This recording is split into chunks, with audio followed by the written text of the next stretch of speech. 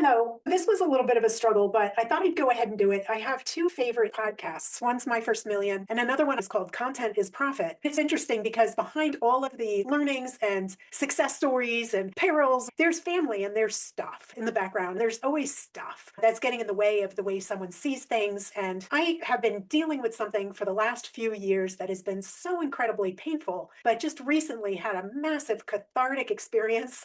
I wanted to share this with you because I'm assuming this is very common. It's really the dunk moment that changed how I see my family and our family relationships. This is extraordinarily important. I'm sure you agree that how you're seen in your family and how you see your family infiltrates every single part of your life when it comes to your emotion regulation, your decision making, your relationship management, your emotional intelligence. All of it is tied to your family and your family story. This is how I stopped letting my family drama drive my life. I'm caring for my 92-year-old mom. She lives 30 minutes up the road. I was caring for my dad until he was 90. I'm the healthcare administrator for the family. I'm the only one that's close. So I've been there very often, very reliably for the past 35 years while they've lived here in Arizona with me.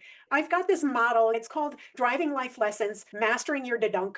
It's a model of relationship management, how we regulate our emotions, how we navigate through life, how we navigate through relationships. I found a major flaw with it, but it's incredible. And I wanted to go through it because this is something that we can apply to every part of our life. I've been struggling with how to tell this story because I don't want to disparage my family in any way. I'm sharing this with you. I'm hoping it starts a very powerful and tough conversation. And you can leverage this if you're having painful issues with family relationships or group dynamics. We can solve this together quickly so we can appreciate our family and our lives from here on. Have you ever noticed how a navigation system reacts when you make a wrong turn? It doesn't yell. It doesn't freak out. It doesn't accuse you of anything.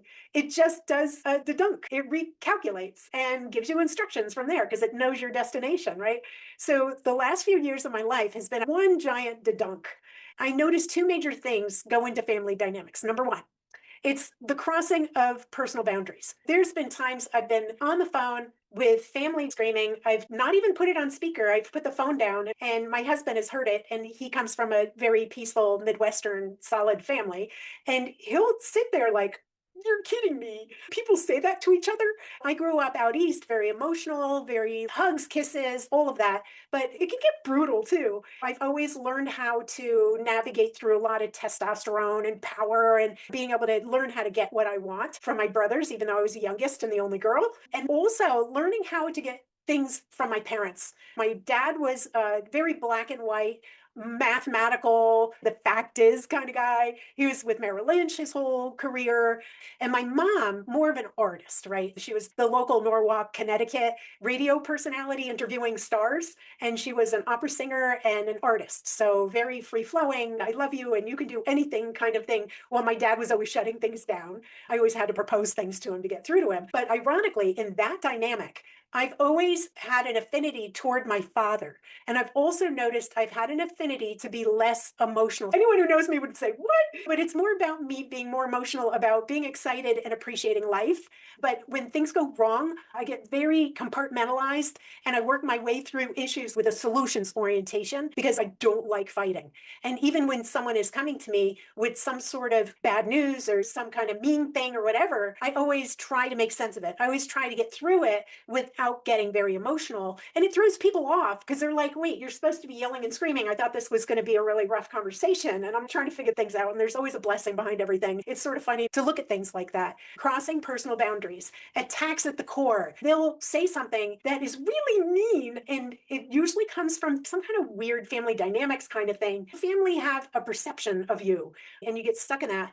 And that goes to the second big thing is confirmation bias. And that has a lot to do with, let's say you grew up in a town and someone's known you since you were a little teeny kid.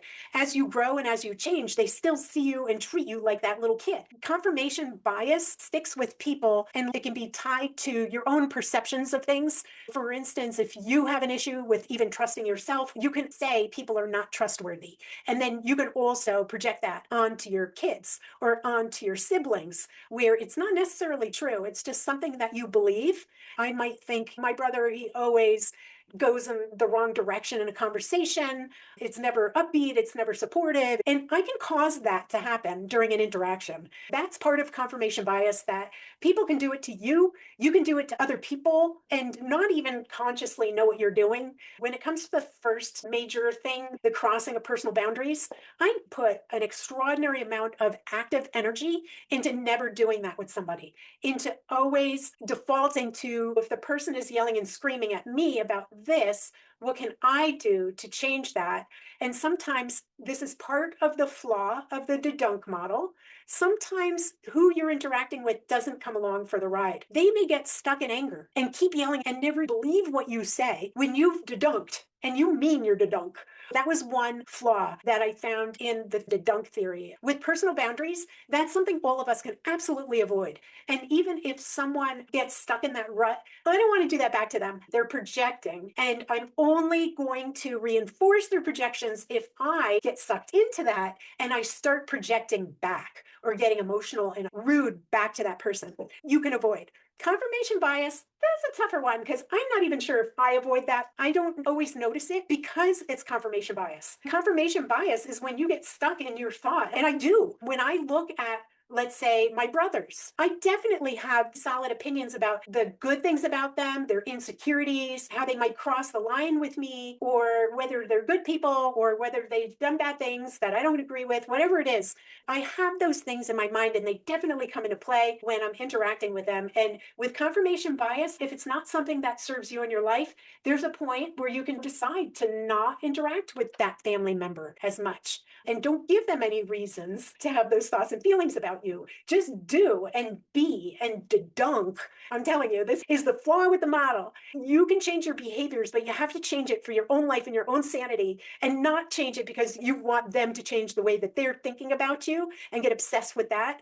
I just had a family member who I freaking love stay with me for a couple of days before she went off to California to visit her kids. And I don't like who I am when I'm talking to the kids, my niece and nephew, and I'm so upset about family stuff. And I said, I hate that. And she said, well, as soon as you stop obsessing about it with yourself, you'll stop obsessing about it with them as well. It sounds so silly, but it's true. The only reason it's coming out in conversations with anybody is because I'm obsessing in my mind. I look at circumstances around how someone functions and I put them in a bucket, and that bucket helps me deal with that individual. If you can put someone in a bucket, it's different than confirmation bias. It's survival skills. Confirmation bias is creating outcomes that are based on productive or non-productive things that you can have in your brain. So confirmation bias isn't always bad, but putting some things in a bucket where you're saying that you're in a situation, pieces of it are outside of your control, then what can I do that's in my control that can bring the outcome that's best for everyone involved and completely remove your ego? And what I have to rely on is whatever I'm doing every day and how I'm interacting with my siblings, my mom, my dad's gone, I still interact with him. I love that dude. I'm at the point where I'm saying, hey, after we die and we're gone, and that higher power is looking down at my behavior and who I am, I want that higher power and the world to smile and say, look at the impact this lady had on this world. And even after she's gone, look at the legacy, look at what's happening with this energy ball that's floating around the universe, whatever happens after we all die. That's what I keep my mind focused on. I'm trying to get away from what I call the math problem. If they say, hey, the train is going 30 miles an hour and is going 16 miles from this destination to that destination, and there's palm trees and donkeys or whatever, and how long will it take to get to whatever. It's so funny with those word problems, there's always details that don't matter. And you have to weed out those details that don't matter to get to the answer. There's nothing different between those word problems where there's weeder information and what you're doing with every interaction. Because if you stay in a solutions orientation and really rise above everything and stop getting sucked into petty things and crossing any personal boundaries and telling people things that are hurtful, if I can live that way, if I can keep doing good things, even actually right now, I have the best relationship I've ever had with my mom, and it's been amazing. Well, that's making certain people not happy somehow. I don't understand what's going on. I focus on what's going to make my mom happy, my life happy, my hubby happy, my kids happy and successful. I just look at all of the things that are super important to me, things that I can control. And when I did dunk, I do it for the bigger good, not to prove anything, and not for external things that I I can't control. I'm going to sum it up here. Whether people go along for the ride when you do a dedunk, because you can dedunk in the middle of a sentence and go, oh crap, I got sucked in. I'm stuck in my emotions. Give me a minute. I'm going to take a breath and I want to reroute because I want to have a productive conversation with you.